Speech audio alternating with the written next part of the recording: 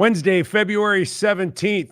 I'm Nick Kypreos. This is the Real Kyper at Noon show. Thanks for joining us today. So much going on the ice, and we're going to get to all of it. And plenty to talk about, including the Buffalo Sabres and how a shot on goal is a challenging thing these days for them. They lost again last night. We're going to get into the Leafs in Ottawa, that blown lead, people making a big deal out of it. The Leafs off to a terrific start. We'll get into that and maybe how a blown lead happens. I'm sure over the course of Doug Maclean's career as a coach and general manager, he's probably seen a few. We'll speak on that. Malkin, Pittsburgh losing to Washington. Yeah, there's a ton of it. Galchenyuk, 7 teams. What are the Leafs doing here? Is it just simply adding depth? Or do we want to scratch the surface a little bit on Galchenyuk and how a one-time 30-goal guy ends up on 6 teams in under 2.5 years? What is going on there?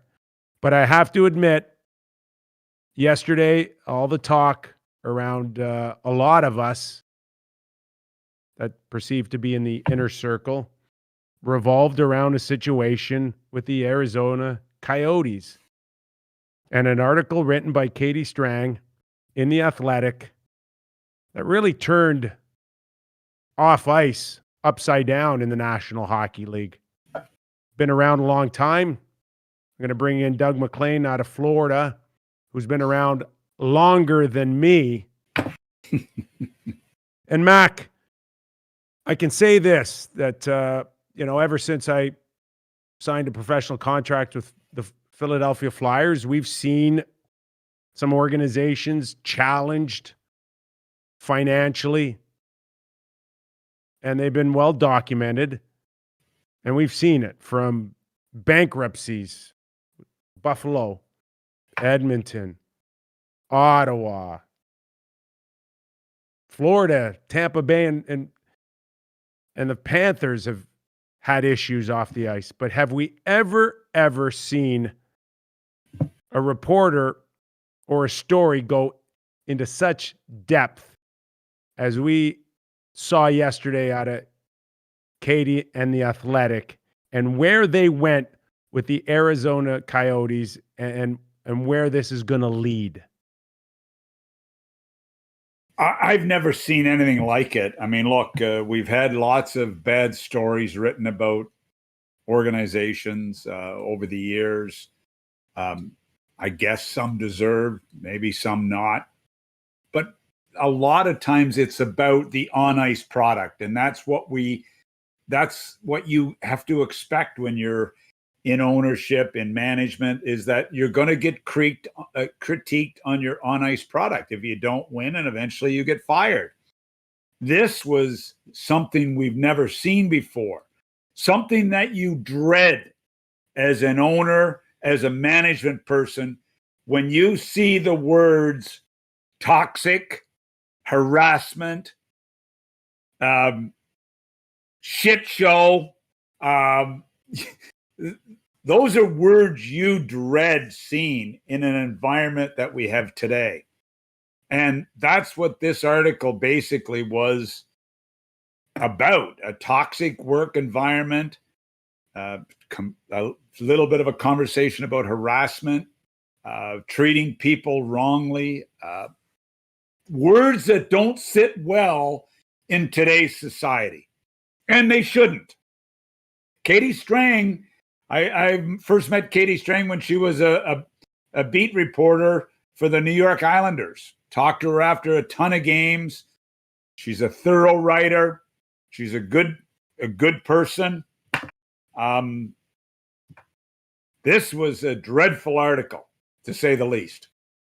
Well, the article, for those of you that are tuning in right now, dysfunction in the desert, finger pointing, fear and financial woes in the Coyotes organization. If you haven't gotten to it, take a look at it because it's scathing and it's detailed. And there's 2 schools of thoughts, Mac, that she got to some disgruntled employees or ex-employees, and this is just merely a smear campaign. Certainly, we have not heard from a lot in terms of the National Hockey League, and we'll get into that in a minute. But, the only thing that we've really come across now is a statement that was released by the Coyotes, and it didn't do much for me. And, I read it. I read it a couple times. The focus on their release is, in many ways, for me, just trying to discredit Katie Lang, or Katie Strang, and The Athletic. I thought you were going to break out and start singing Hallelujah there. I know. Sorry about that. I apologize to Katie, but I don't see the purpose of that press release following up this article on trying to discredit Katie. She's got a great reputation, Doug. She's got a lot of people in her corner, and we know how that we lived it, me and you. We know how that media circle works. They may compete against each other, protect each other, and they watch each other's back because they know somebody could be attacking their character next. And I don't know why the Coyotes didn't come out with something more concrete on a press release than what I saw, other than saying that it's a harassment campaign against them. Mm-hmm. Yeah, and I mean, look, there would be some scrambling once that article came out, and obviously they've known for a while that this was coming. From conversation, the general manager with his quotes with Bill Armstrong with respect to Katie, with respect to them saying she was harassing former employees, former corporate partners. So yeah, I mean, but the bottom line will be here is when the National Hockey League comments on it. And look, there is no doubt in my mind that Gary Bettman and company would be all over this. They run a tight ship. They have concern about franchises. Gary Bettman has spent way too much of his time dealing with this franchise, whether it's trying to find new owners, trying to keep it there.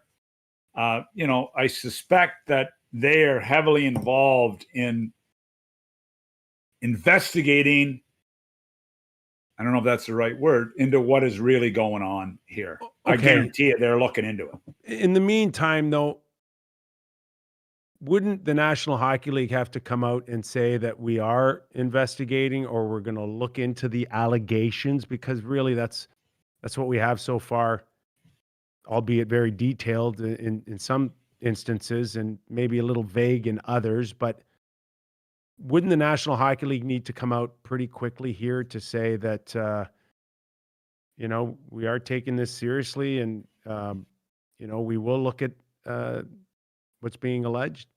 I think what they would do is, first of all, were they aware that this was coming out? Were they prepared for this? And if not, I would suspect that they would like to get a feel for what really happened here before they come out with their commentary on it. They're on top of all these things, in my opinion. There's no way. They do a thorough job with respect to that. As we read the article, there's just no way that this snuck up on anyone, because I can't believe it would. Clearly for Katie to put an article of this magnitude together, it would include, as she said, over 50 employees or ex-employees that she's talked to. And also, and I've gone through this with Sportsnet when I've done a couple of interviews with, including Mike Danton, that, this stuff gets lawyered to death. There's just no way that they can put this article out on the Athletic without lawyers going through it and understanding what the ramifications could be. And there is some insinuation that perhaps the Coyotes and Mr. Morello, the owner of the Arizona Coyotes, could go down that avenue, but there's just no way that the NHL, Gary Bettman's office, was caught off guard. No, I don't think so. But I think they really want to, make sure they know what really happened. There was some commentary in the article as well about employees did contact the NHL over a period of time. I don't know who they talked to or what happened in those conversations. But you know what? They've got to look at this. This is an ongoing situation in the desert. I mean, how many times have we talked about what is going on in Arizona? I mean, it is so exhausting. They moved there in 1996, I believe. Somebody's told me they've never made money 1 year that they've ever been there. It said in the article that the owner lost his marbles when he was told they were projected to lose $56 million. I guess I would lose my marbles too if I was told I was going to lose that. But when you buy these franchises, don't you know what the projections are going to look like? And I know you work projections in a way that help you sell assets, but you don't buy the Arizona Coyotes and not know what their financial situation is and what their corporate dollars look like and what their ticket sales look like and all the other aspects of it. So nothing should have caught them off guard. But anyway, it'll be interesting to see where this goes. And it was overwhelming to read. And when you run an NHL team, you have all kinds of situations that happen in your office, in your operation, that you have to deal with.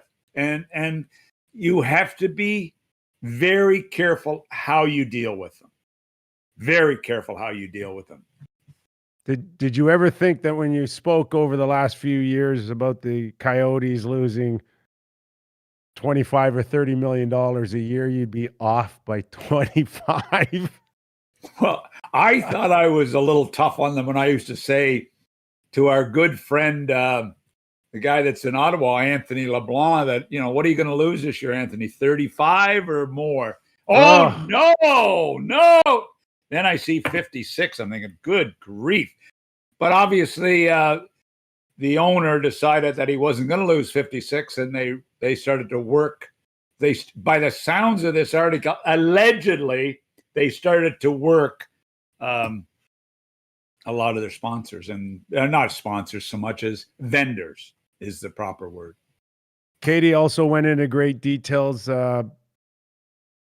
talking to Bill Armstrong. Of course, Bill Armstrong is an up-and-coming executive out of the St. Louis Blues that they hired to take over the general manager duties in Arizona.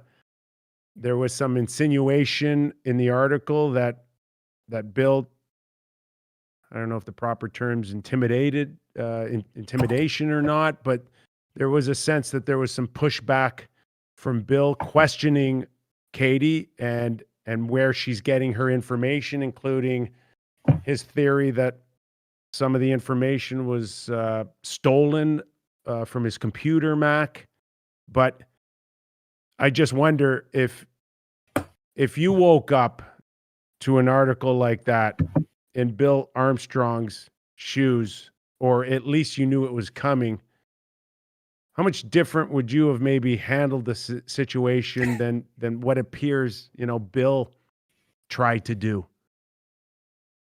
Well, I would have to say that how I would have handled things with the media when I was a general manager would be quite different if I was handling them today.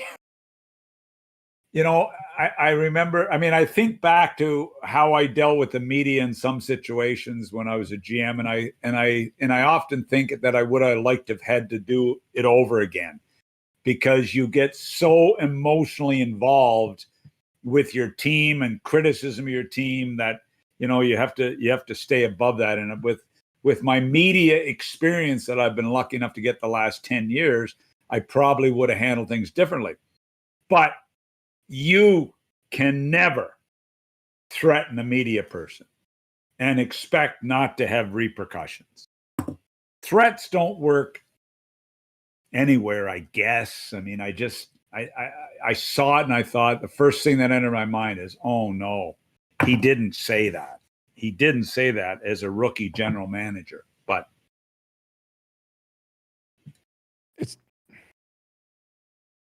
where do they go from here, Mac? Because we do know, based on the situation there with Chaika, the 1-year suspension based on the fact that they lost very important draft picks. There doesn't seem to be much in the cupboard. They're doing a great job. Rick Tockett's done an amazing job getting anything and everything out of this club. They look like they're poised to at least challenge for a playoff spot, but they're not going to get better in the next year or two, Mac. This is as good as they're going to get here. Here's where they have to go. The number one thing is that the league will look into this. For how many time have they had to look into this? But the league will look at this. This is what I suspect may happen.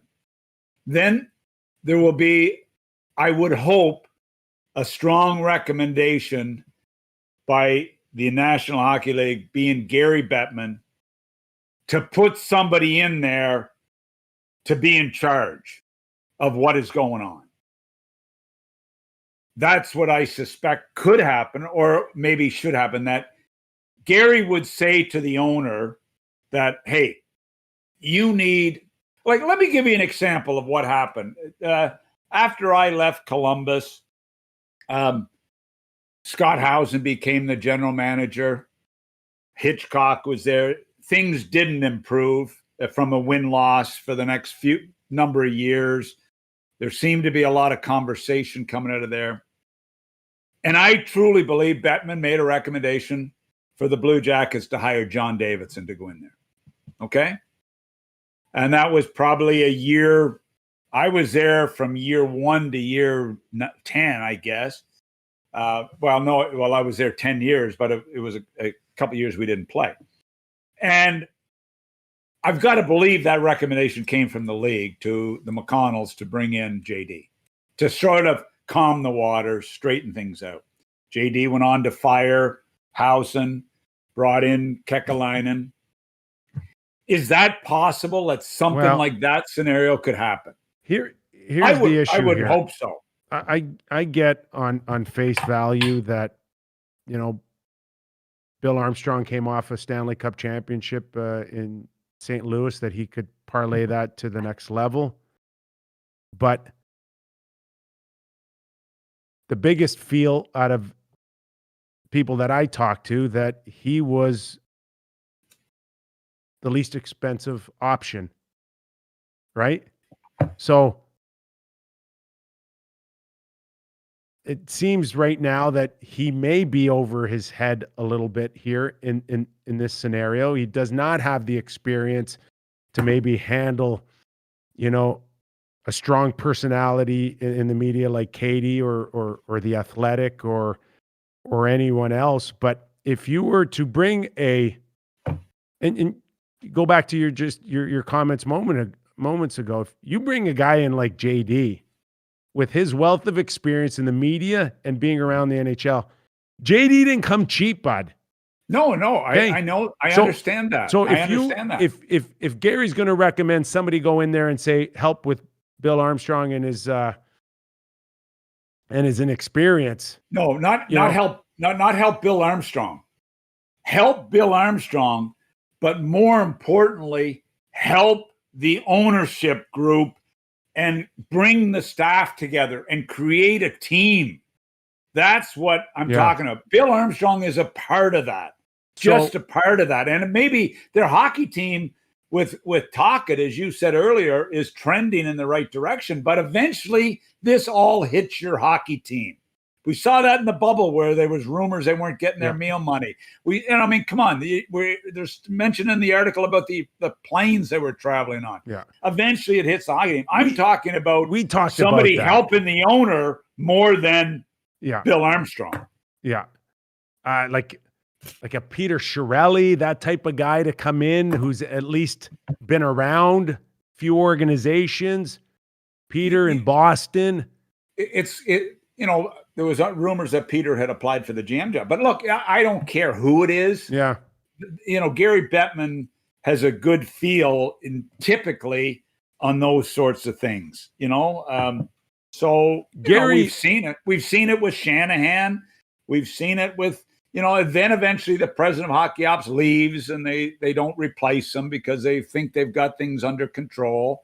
JD left Columbus for the Rangers. They didn't replace him there because they felt things were moving in a good direction. So I just think that something has got to come out of this, that this cannot just be, we're going to look into it and then, okay, this owner, I'm sorry. If all this is accurate, and the league will know this as fast as we can say they'll find out. They'll find out. They will. And then they've got to try to help the franchise. So we know they've tried for how long? We know as long as Gary Bettman's been there, he's saved this franchise countless times. For sure. Is this now the final straw where he can say, let's move this team? That's it. I'm done. Let's get it out. Let's go to Houston. Let's pick a new spot. Milwaukee. Do we revisit anything in Canada? Because, in the comments, we're seeing maybe Quebec, Saskatoon. But is that enough right now for Gary to say, that's it, I'm done. Let's get out? Gary has been steadfast in his commentary that he doesn't take moving franchises lightly. He did the Atlanta to Winnipeg. I don't know. I'll tell you what, I don't know how he puts up with it. Nobody, and people can rip him all they want. Nobody has been more loyal to that franchise than Gary Bettman. He has found countless owners. Edmonton, Ottawa, yeah, Carolina. He's been loyal on many in many organizations. So I can't see him at this point of his career bailing on Arizona. It's frustrating. You just watch their hockey team play St. Louis 7 times in a row and win the fake series. But they're trending. But to have this go on in an operation and to hear the comments from staffers, and look, we don't know how much of this was disgruntled people, but it was just way too much in there for it not to be something. Come on. Well, we know that. And, it's just not the players on Arizona, but it's players around the league. I've talked to a few.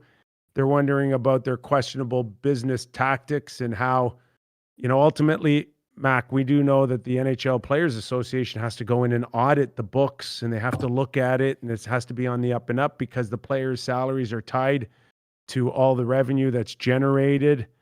The one thing that possibly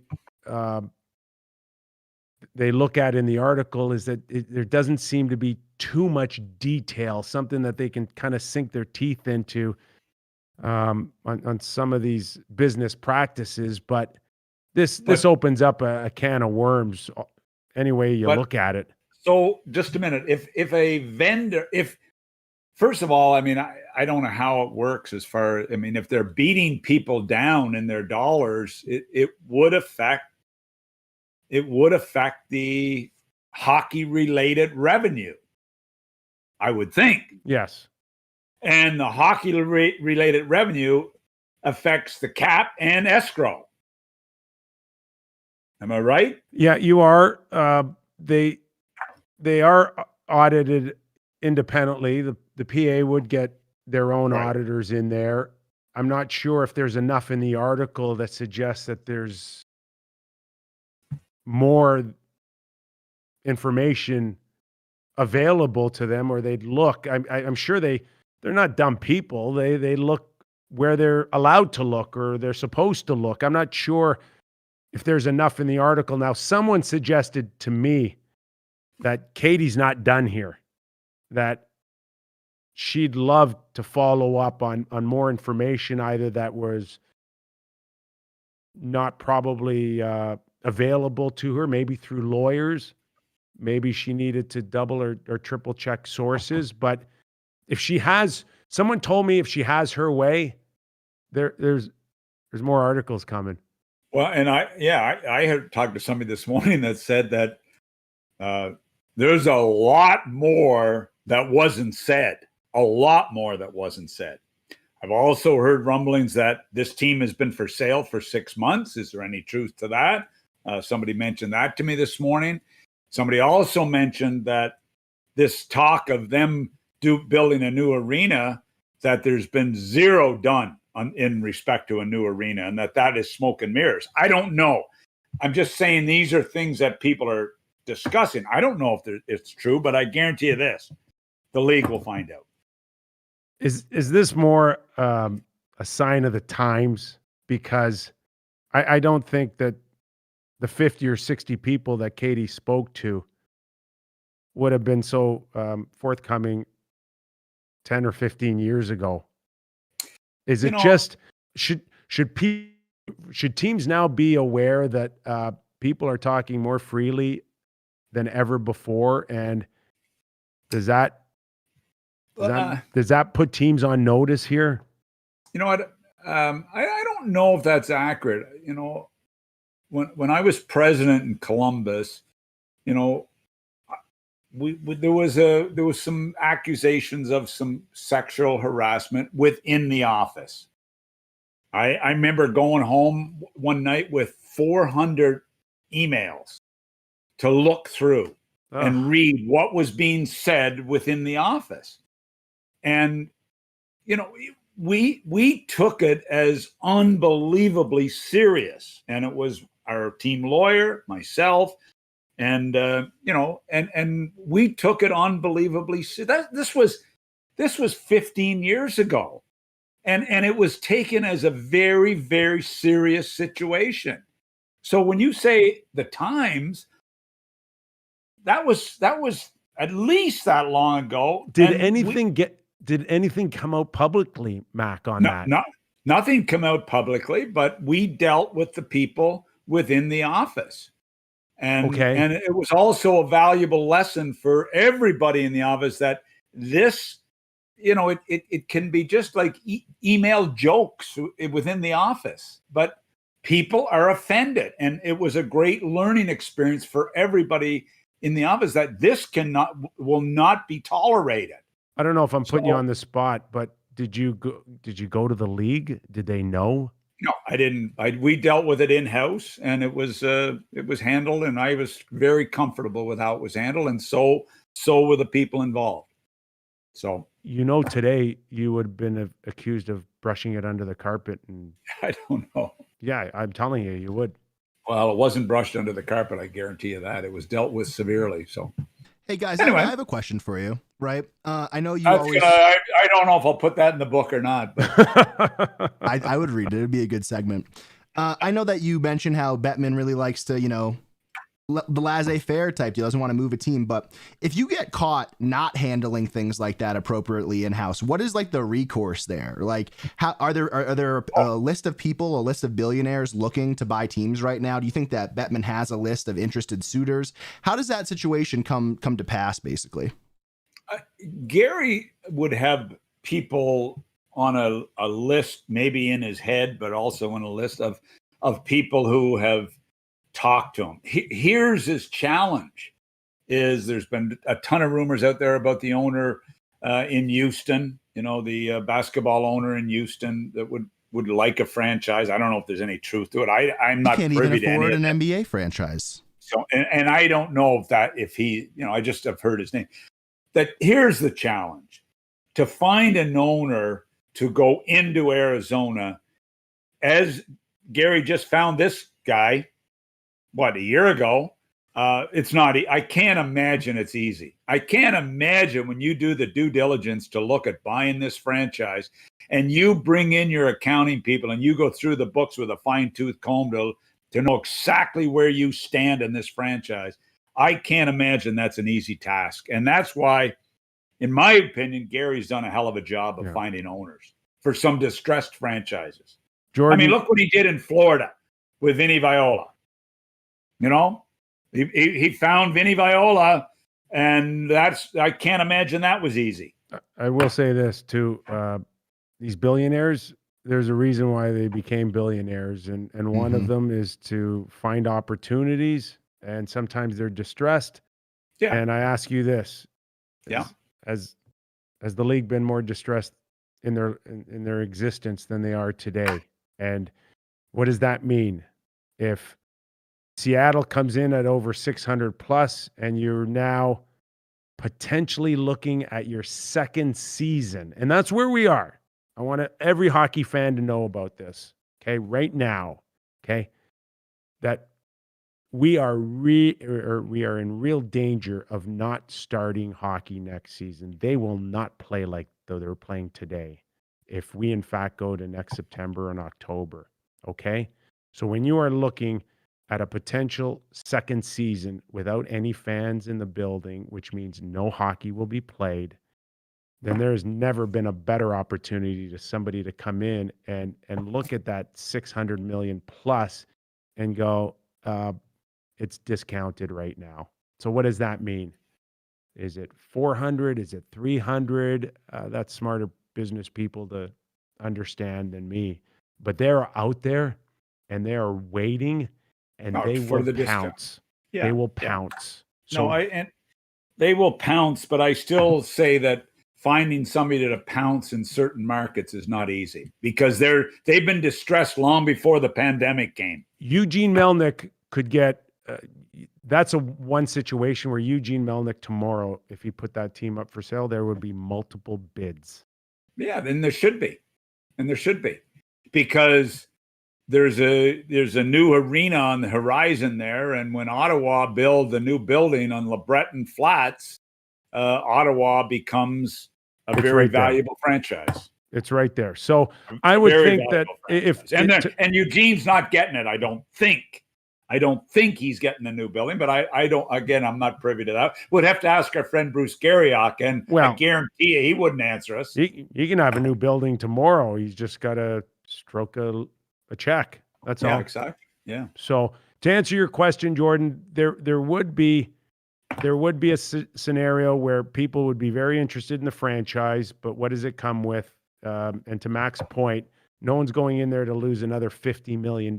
So what are my options? Can I move them? If so, where can I move them? What's my building situation? What's my potential on building property around the arena? All of that will come into play, but there's value there, no question, even in Arizona. Listen, my first year in Columbus, we had a profit of $22 million. $22 million our first year in Columbus. And as time went on, we had a $17 million payroll in year one. And, as time went on, when I left there, the floor was $39 million. Wow. The floor was $39 million when I left. But anyway, I found that I haven't met many owners in my career that like to lose money. Now you were, you kind of got your nose in there a little bit with the talk of the Pittsburgh Penguins and the Blackberry King there, Balsillie. It wasn't very easy for him to think that he could pack up the Pittsburgh Penguins. And what was your role in that? They hired you as a consultant? They hired me as a consultant I'll never forget into Jim Balsillie's office. He phoned me and asked me to come out to Waterloo to meet him at Blackberry. And I remember walking to his office, and he said, NHL. I said, look, in the NHL, it's really tough. It's very, very tough. He said, don't tell me about competition. He said, don't tell me about competition. I'm up against Nokia, Apple, That's competition, he said to me. Well, we saw what competition. And the rest is history. Exactly. Did you get a free BlackBerry out of the thing? No, but so all he did was I put together a relocation package for him is what I did. And it was just basically a what it would take to relocate the franchise to Hamilton. And I just put like it was a 25 or 30 page package together on a relocation package for him. That's all I did. And that he said if he was successful moving the franchise, I would be the president of the team. So we saw how that turned out. Wow. Yeah. You didn't get the team and you didn't get a BlackBerry. But I got a check. At least you got something out of the deal. But it was all right. It was all right. It was fine. It was kind of a fun experience. I feel like if I had to do it over again, I can't say I would do it. But anyway. Well, you'd certainly make it clear that you're not pulling the wool over Gary Bettman's eyes. That's for sure. Yeah. Yeah. I mean, what everybody found out is if the league don't want to go somewhere, they don't go. And you can't ever underestimate the power of the league, and you shouldn't. It has to be strong. Well, it has to be strong. We'll move on. We got to get back on the ice let's here. move on. We'll move on. But I will say this, Mac, that these are strong allegations against an ownership group in Arizona. And that's what they are. That's what they are, I guess. But what follows now? We're all going to watch. Is it a follow-up article by Katie? Is it the NHL now to make a statement? They do have to say something fairly soon, Mac. Sometimes when you say nothing, it says something.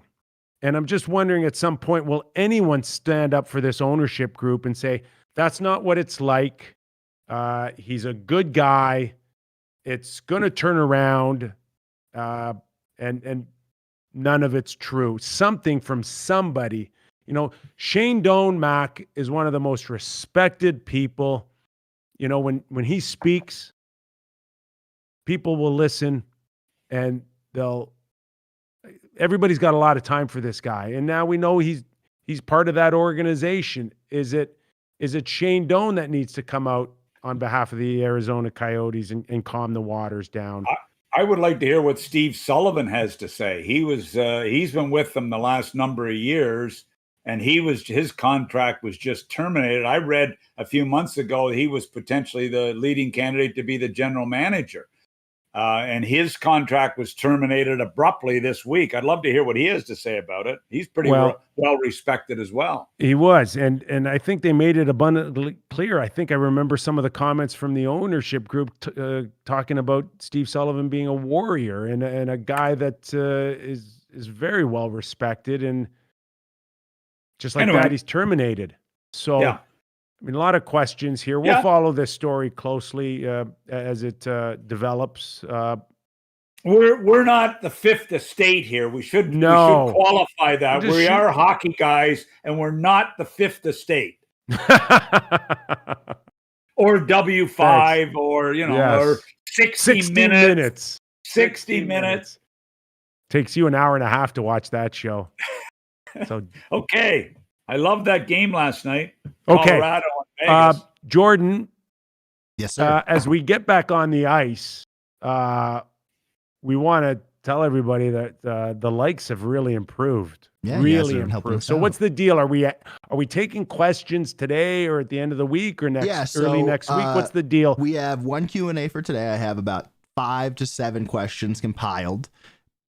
Put them in chat. I'll see if they make the cut. If they're better than the ownership in Arizona, I'll add it to the list. Then what we're going to do is Doug's taking Friday off. We're going to do a show there. So we're going to keep the Q&As for the goal on Monday. So if we hit 200 likes either today or Friday, we'll do a Q&A on Monday, and so on and so forth. But in fairness, there's not a snowball's chance in hell you're going to hit 200 likes on Friday if I'm not here. Well, with that attitude, we have to try to Who get gave above you it. a day off, by the way? This sounds like a toxic work environment, Mac. I mean, Hey. didn't we not learn anything from our friend at The Athletic? I mean, geez. Katie, it's called taking the day off to get it's a Moderna day off. Katie, can you write an article on the Real Kyper at Noon show and focus on Doug Maclean's his injury history, day-to-day practices? Seriously. Anyway, okay. Okay, Mac, let's go back on the ice in terms of good games, great games. We've talked about the North Division and how sometimes we're hard pressed to find two good teams, Mac. That's not the case last night in the West with Vegas and Colorado. Wow. I mean, look, they're both teams that think they have a chance to win the Stanley Cup. What caught me off guard is Colorado with a win, albeit a last-minute play by Kadri and company, but a short-handed Colorado Avalanche team. I mean, they were missing Makar, Girard on the back end, Landeskog. They were missing 5 or 6 pretty solid regulars, and they went in there and played a gutty performance. Grubauer has been terrific. Last 4 or 5 games, I mean, he's been lights out. They need him to be good. So I was impressed. Both teams played well.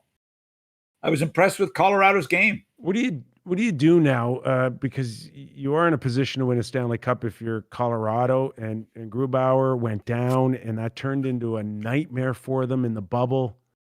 Is it good enough to just keep your fingers crossed and hope this guy stays healthy, or do you need a little reinforcement there? Well, Francouz is, if that's the proper pronunciation, was injured last night as well and didn't dress. If at least he wasn't dressed. I don't know what the story was. So the situation is they believe in this guy. I mean, he's not a kid. He's like almost, I believe he's 30 years of age, 31. He's been a veteran of European professional hockey. He's played in a lot of national events, and they like him. I didn't like him last year in the playoffs against Dallas. That's for damn sure. So he's got to show it. But look, I like their team. I mean, I really like their team. And Saad, quiet pickup. Brendan Saad, all he's ever done is scores last night. And play a lot of playoff games, Mac. Yeah, and this is a guy that nobody keeps for whatever reason. I mean, he's Chicago to Columbus to Chicago, back to Colorado. I mean, and all he does is score goals and big goals and play at the top of the lineup. So I don't know what the story. I don't know the kid at all. Big goal. It just seems that he's an expensive support player, Mac. That's essentially what he was. And if you look at Chicago, at his salary, they wanted more. In Columbus, they wanted more. But it seems like a pretty good fit right now there for him.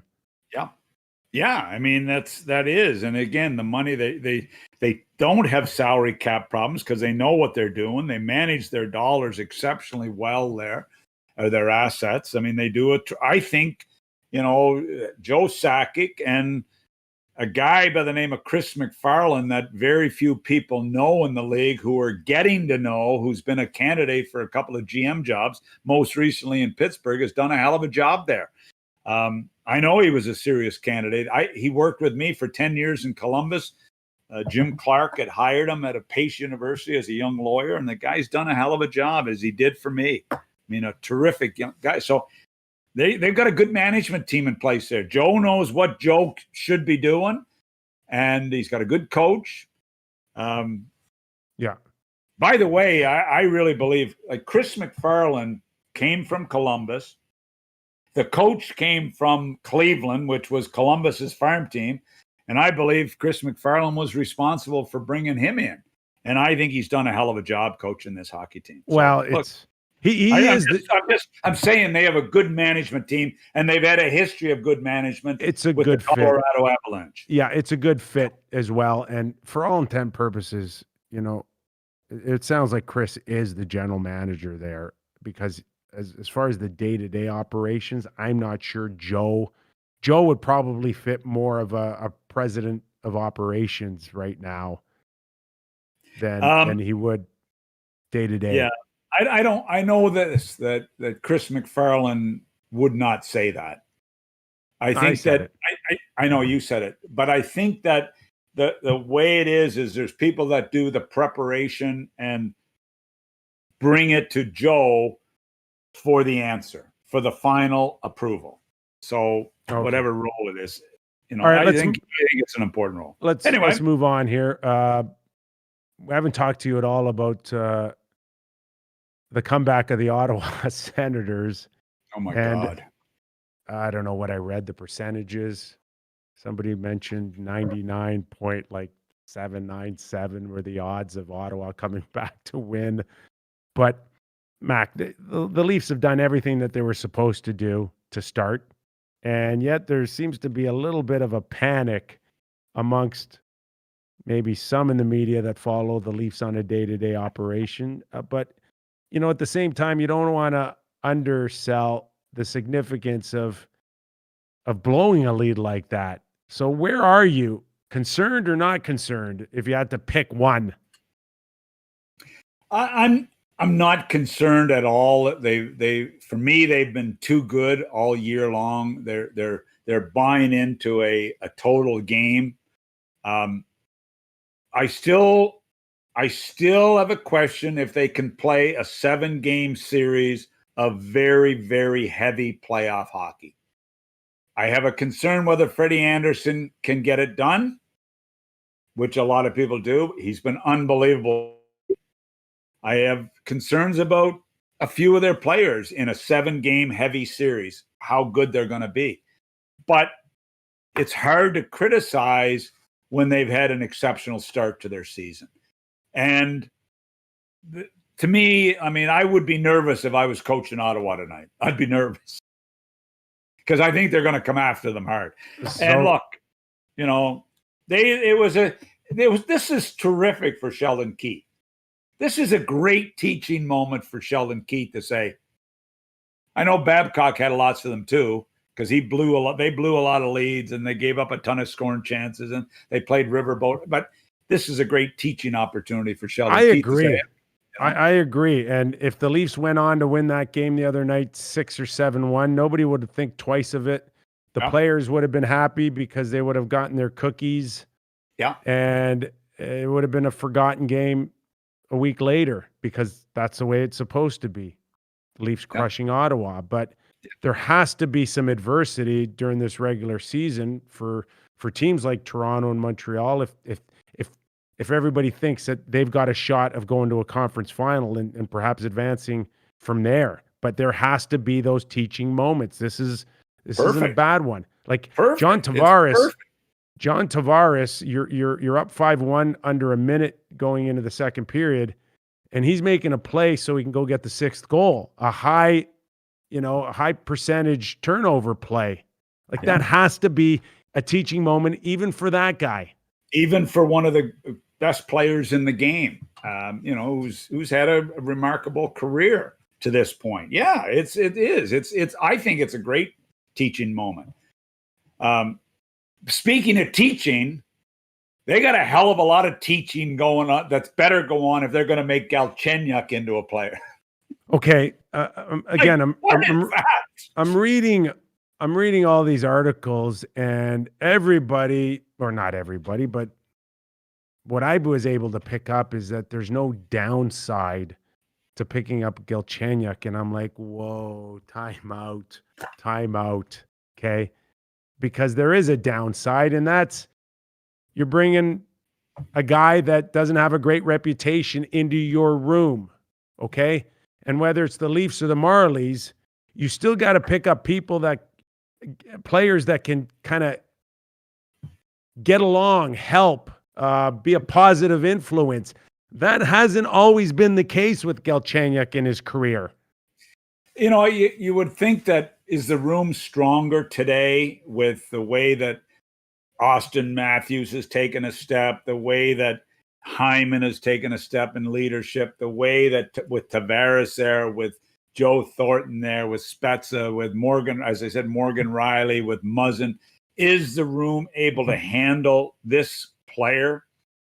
Well, you know what is he's had a reputation for having attitude, Mac, amongst teammates as well. If this guy has an attitude right now with what he's been through in his career, with the way he's been, like, seriously, this is a third overall pick in the draft, who is now with his 6th or 7th team.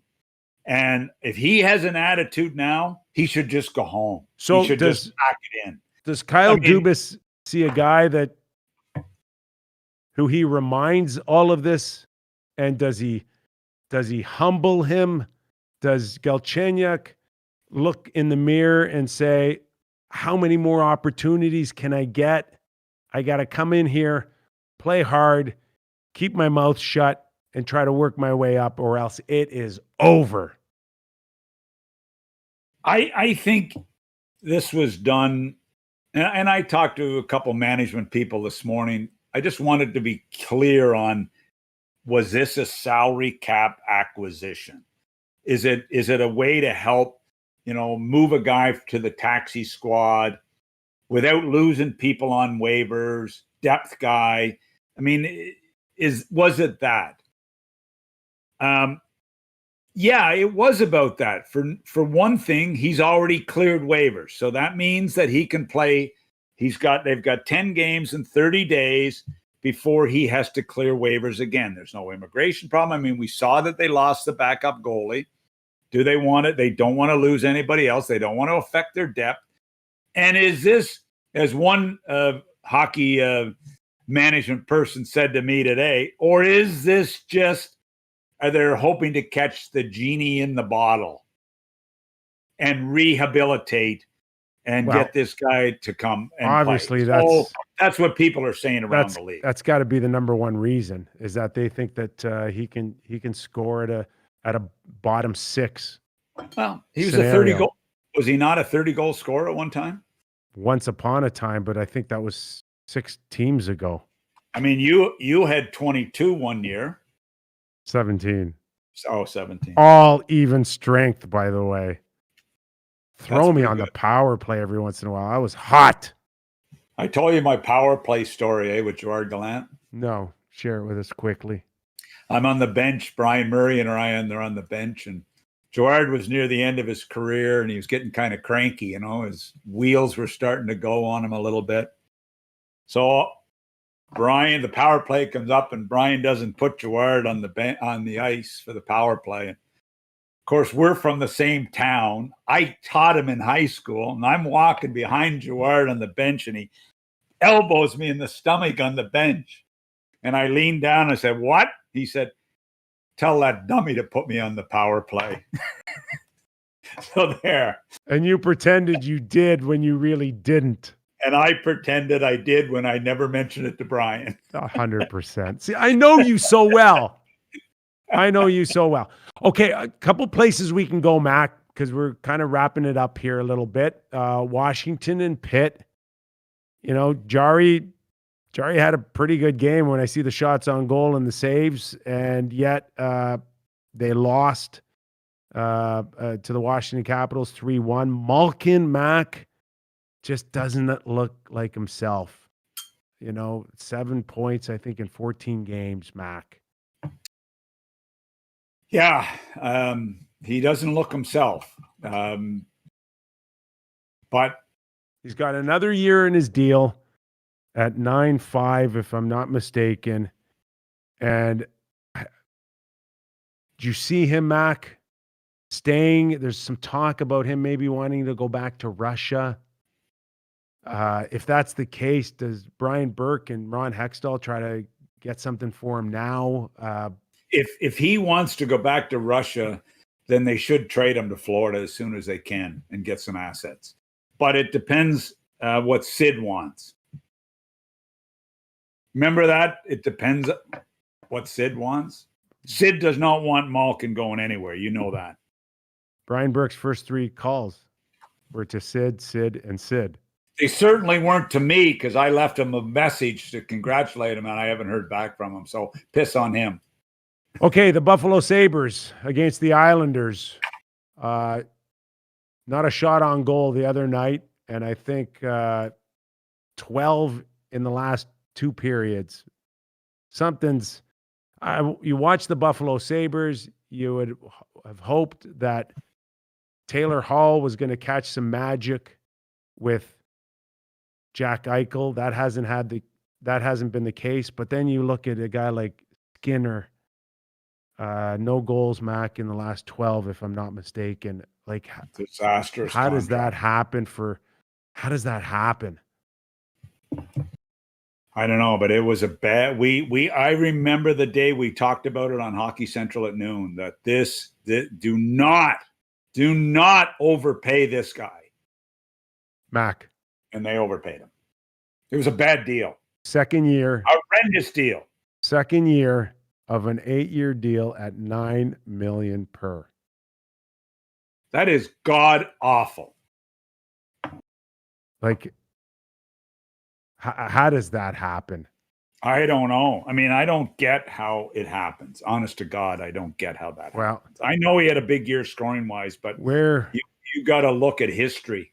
So if you're Jack Eichel right now and you've made some noise that you're not very happy, there were those rumblings at the beginning about Jack Eichel and the New York Rangers. Taylor Hall is on a short-term deal that you assume that if Buffalo falls out real quick here, they'll be shopping that contract.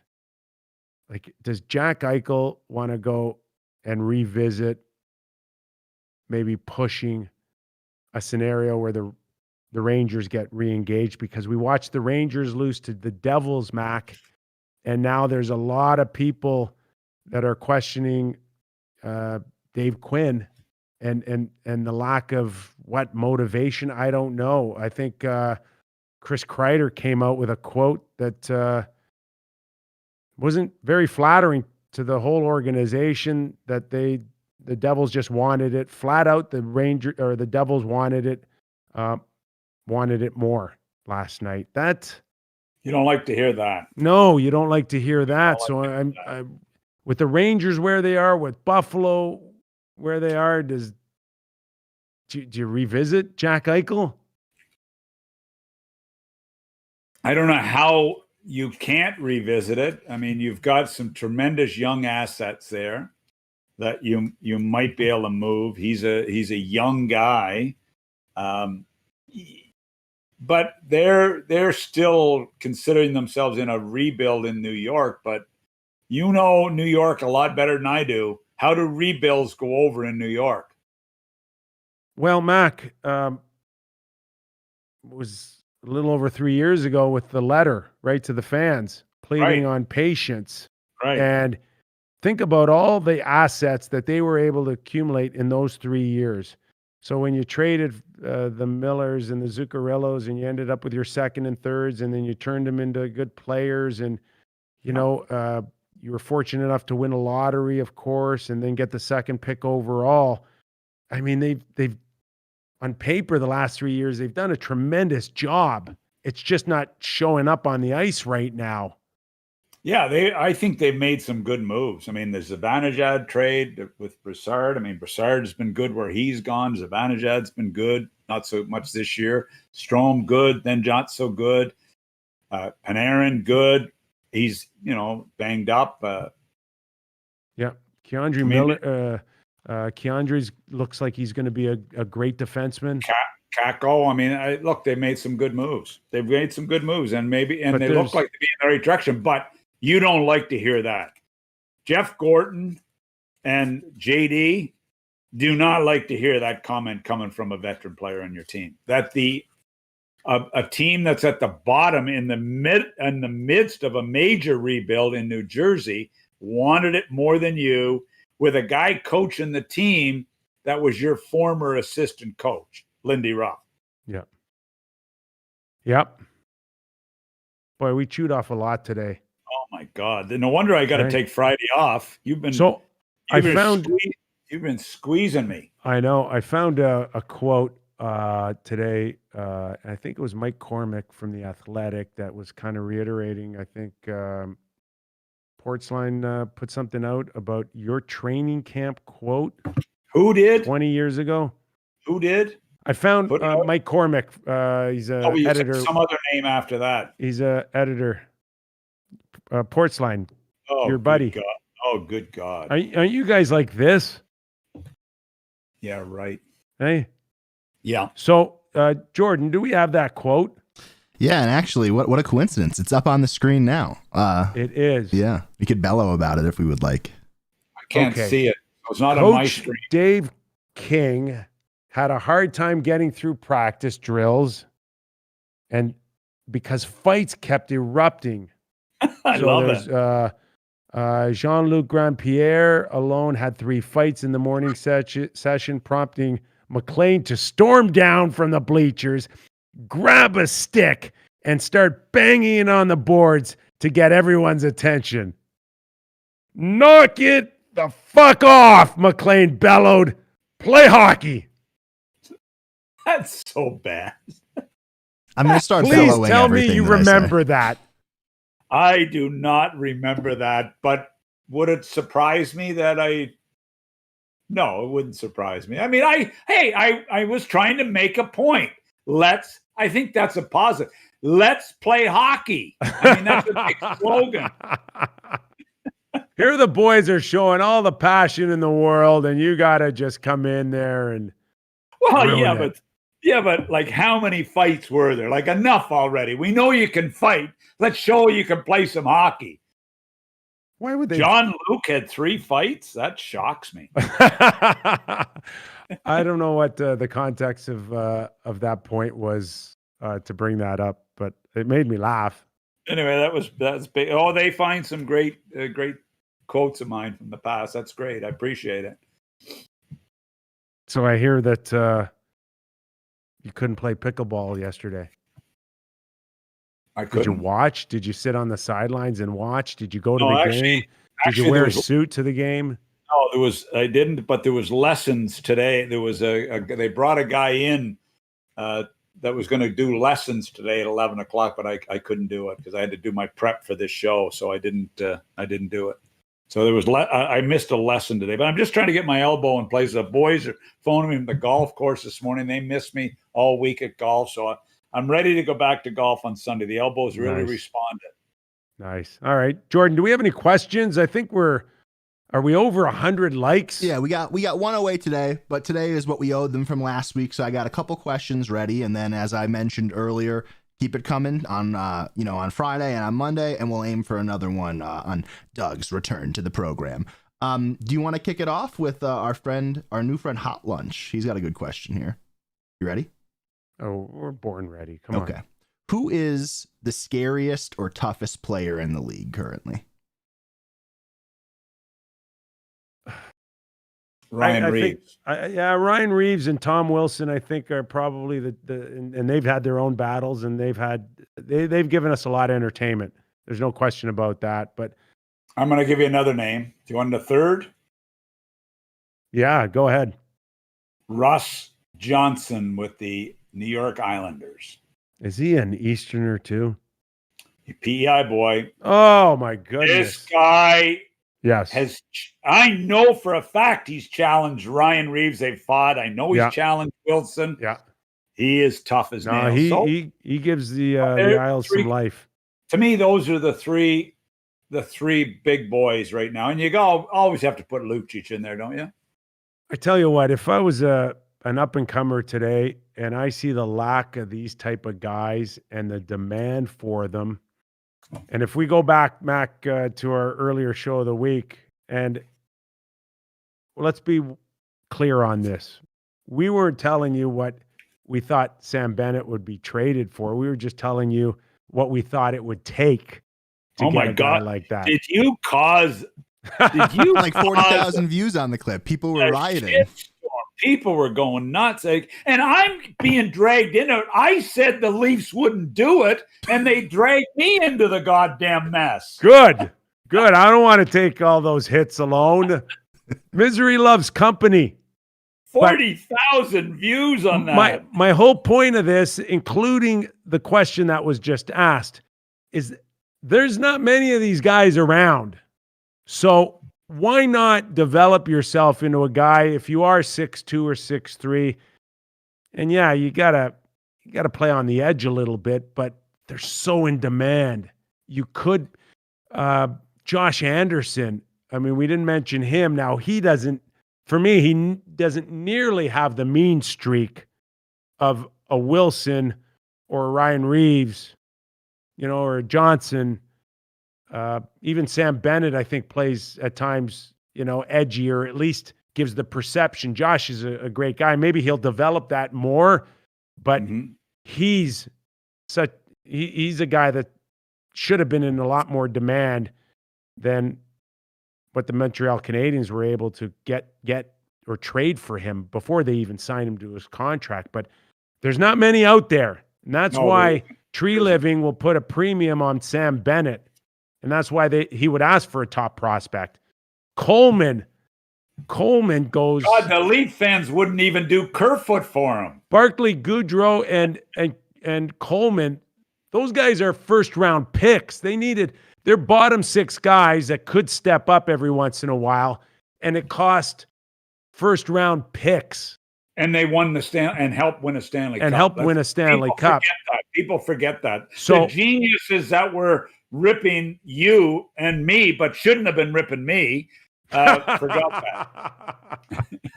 But that's the demand for those guys because there's not many.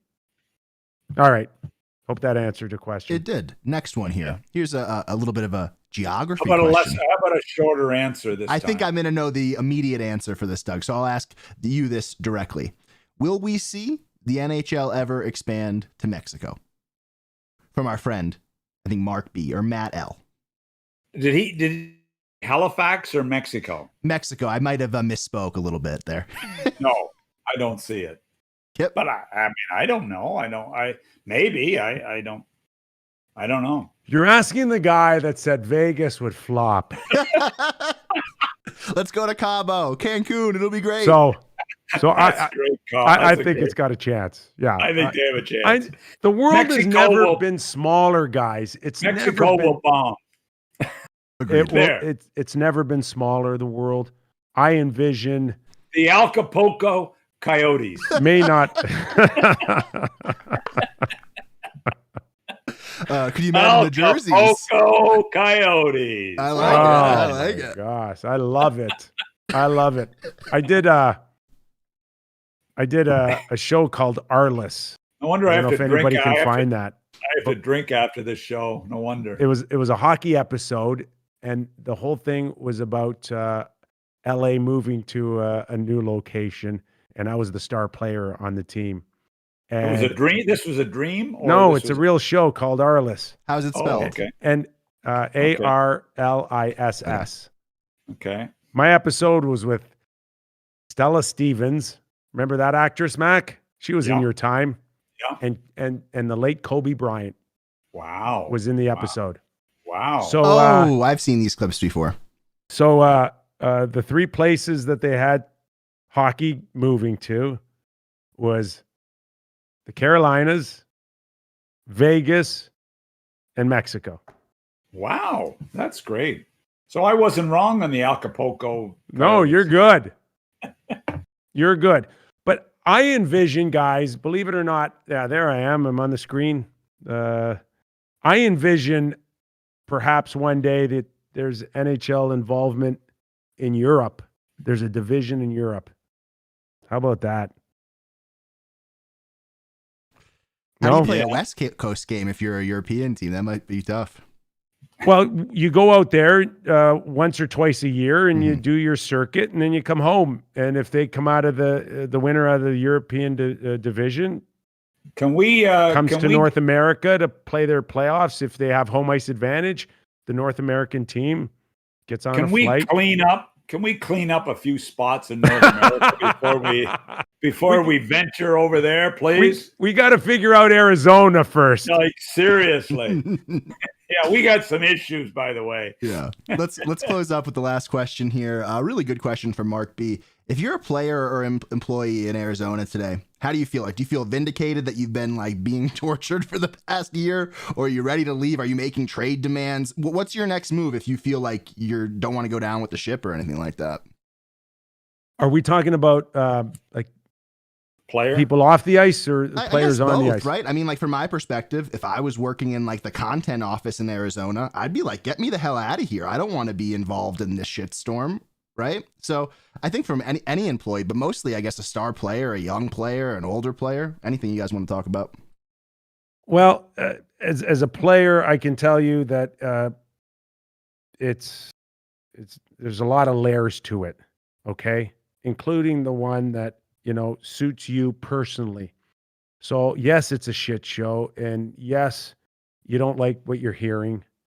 But you could also be in a position where your family's settled, the kids like it, you like your community, you like your neighbor, you like no state taxes. I mean, there's different ways to look about this, and it's a total individual feel. But ultimately, it doesn't suit your ability to attract new players. That's where it really hurts you. It's one thing about the present players, but who wants to go there under those circumstances? Who wants to get drafted by the Arizona Coyotes? That's what really hurts you, is the immediate future and the ramifications of a story like this and the inability to recruit. There was commentary in there, you recall, about a draft choice having trouble getting a signing bonus money. That translates, that goes right around the league. But let me. I really believe this. I believe that the players in the dressing room know exactly what's going on in the front office. There's all kinds of interaction between corporate sales, players, PR. Players, they know what's going on. There's a team feel. I remember one of the highlights of our group in Columbus was we'd do our team picture, and then after we finished the team picture, we would bring the entire staff onto the ice in our building, and everybody would be in the team picture, and it was the players sitting in their spot, but all the staff, the other 150 or 200 plus people crowded all in around the pitcher as a team pitcher. They know what's going on. The players are well aware, if in fact these things are true. It's not good. It's not healthy for anybody on the ice, off the ice, anywhere. And we await the players. First of all, probably have a lot of questions, like a lot of people in the media or season ticket subscribers, whatever the case is. People want more answers now. We've got a lot of questions, whether or not they come from the NHL or Arizona. Maybe another employee. We'll have to wait and see. But like I said earlier, I think Katie and the Athletic are far from finishing or putting a bow on this story. I think it's just started.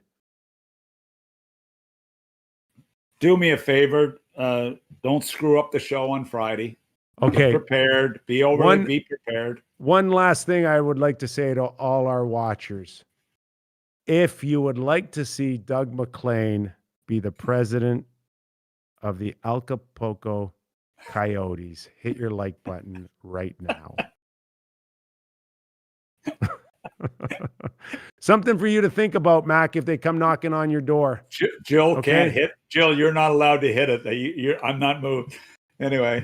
Okay. Right. As I said one time, somebody mentioned my name for a job, and Jill said, "Have fun." Enjoy. She come and visit you, wouldn't she? I don't know. Take care. Take the Porsche. Leave the Porsche wherever you're going. Leave the Porsche and the RV. Have a good day. Okay, Doug Maclean, everybody, from sunny Florida on a shortened week where he didn't ask for permission to leave. Jordan, thanks a lot for today. I think we dived into great a show. lot today. I read that article show. last night, and I was so excited to talk about it today. So I'm glad that we really dove into it and had a good time doing it. Well, we hope all of you as well enjoyed it. If you're a first-time watcher, hit the subscribe button, and we'll let you know when we're coming on and what we want to talk about. We sure appreciate your support over the last little while. And Send us your comments, Mac. every Monday, Wednesday, Friday at noon. We've got to get the word out there that we're every Monday, Wednesday, Friday. That's your schedule now. That's the best that we can do. Mac needs every other day to play pickleball. Thanks for watching, everybody. That was episode 79 here on the Real Kyper at Noon Show. We'll see you Friday.